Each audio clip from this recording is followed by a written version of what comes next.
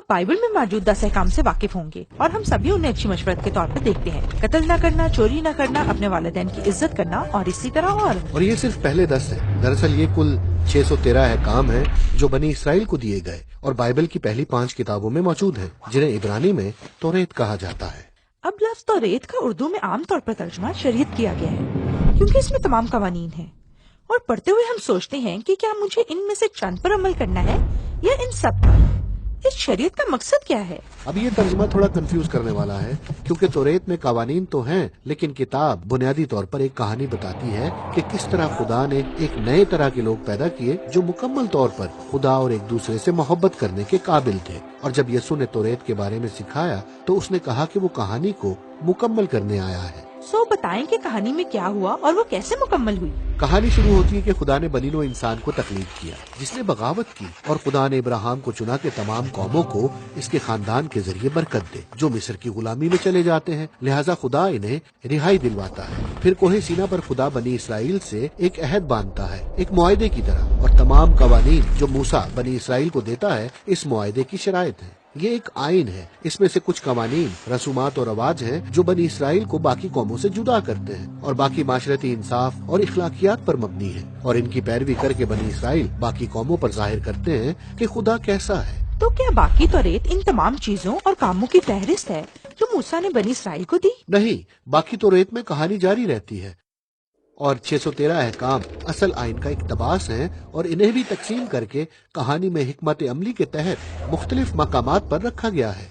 अब गौर करना, क्योंकि आपको एक वाज़े नमूना नजर आएगा। मूसा पहले कवानीन बनी इसराइल को देता है। दूसरे माबूदों की प्रस्तिश न करना, बुत न बनाना। फिर इसके बाद बनी इसराइल की कहानी है कि वो इन दोनों कवानीन को तोड़ते हैं। वो सोने के बछड़े की पूजा करते हैं। लिहाजा मूसा इन्हें मजीद कवानीन देता है, और फिर आप मजीद बगावत की कहानी देखते हैं। कुछ और कवानीन, कुछ और बगावत, कुछ और कवानीन, कुछ और बगावत, और यूँ आप बात समझने लगते हैं। हाँ, यानी जितने भी कवानीन दिए जाएं वो लाजमी बगावत करेंगे। लिहाजा तौरेत की कहानी के खलासे में जब बनी इसराइल नए मुल्क में दाखिल होने की तैयारी कर रहे हैं तो मूसा आखिरी तकरीर करते हुए कहता है, मैं जानता हूँ कि तुम लोग खुदा के कवानीन की पैरवी नहीं करोगे। तुमने मुझ पर साबित किया है कि तुम ऐसा करने के अहल नहीं। मूसा कहता है कि मसला ये है कि इनके दिल सख्त है, और अगर इन्हें पूरे तौर पर खुदा के कवानीन की पैरवी करनी है तो इन्हें एक तब्दील शुदा नया दिल दरकार है। और वो दुरुस्त कह रहा था। कहानी बनी इसराइल की मुकम्मल नाकामी का बयान करते हुए जारी रहती है। वो नए मुल्क में दाखिल होते हैं और तमाम कवानीन तोड़ते हैं। अब यहूदी रवायात में किताबों का अगला हिस्सा अंबिया की 15 किताबें हैं। वो इसी कहानी पर रोशनी डालती हैं। मिसाल के तौर पर हिजकिय्याल कहता है कि अगर इसराइल को शरीयत की पासदारी करना है तो खुदा के रूह को इनके सख्त दिलों को नरम दिल में बदलना होगा। और यिर्मयाह कहता है कि उस वक्त खुदा के अहकाम की फर्मा बरदारी करना हमें फर्ज नहीं लगेगा, बल्कि ये अहकाम हमारे दिलों पर लिखे होंगे। और यसाया एक आने वाले रहनुमा का वादा करता है, यानी इसराइल का मसीहा जो लोगों की शरीयत पर अमल करने में रहनुमाई करेगा। अब यहूदी रवायात में इन तमाम किताबों को सहाइफ़े अंबिया कहा जाता है, हत्ता के तारीखी किताबों को भी, क्योंकि ये भी इस कहानी को जारी रखती है, लेकिन अंबिया की नजर से। ठीक है, तो हमारे पास शरीयत और सहाइफ़े अंबिया हैं। वो एक कहानी का सिलसिला बयान करते हैं जिसमें खुदा तमाम दुनिया को अपने लोगों बनी इसराइल के जरिए बरकत देना चाहता है और उन्हें एक नए दिल की जरूरत है। हाँ, और यीशु अपने आप को इसी कहानी को जारी रखने वाले की तरह देखता है। वो शरीयत और सहाइफ़े अंबिया के साथ मुत्तफिक है जब वो सिखाता है कि इंसानी दिल से इंसानी फितरत के बदतरीन हिस्से निकलते हैं, यूं जैसे हमारे दिलों की खुदकार तरतीब खुदा की शरीयत के खिलाफ है। लेकिन यीशु ये भी कहता है कि वो इस मसले को हल करने आया है और इसके अपने अल्फाज में शरीयत की तकमील करने आया है। शरीयत की तकमील से उसकी क्या मुराद है?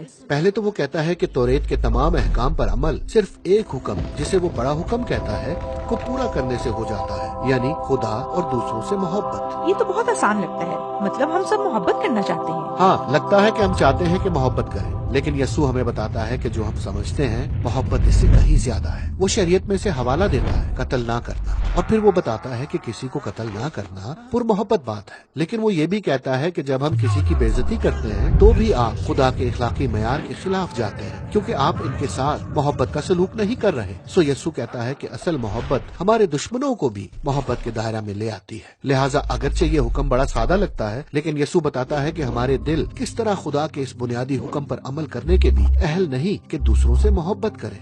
ये तो बड़ा मायूस कुन है।